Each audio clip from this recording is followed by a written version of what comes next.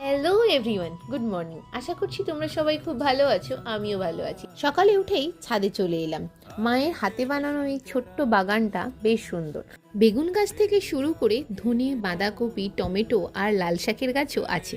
আর আজ তো মহাশিবরাত্রি, তাই সকাল থেকে উপোস করে আমি, বাপি, বোন তিনজনে মিলে রাতে বাবার মাথায় জল ঢালতে গিয়েছিলাম। তো চলো তোমাদেরকেও একটু মন্দিরটা ঘুরিয়ে দেখানো যাক। আর তোমাদের সবাইকে জানাই আমার তরফ থেকে মহাশিবরাত্রির অনেক অনেক শুভেচ্ছা। तेरे नाम की जोत ने सारा हर लिया तमस मेरा।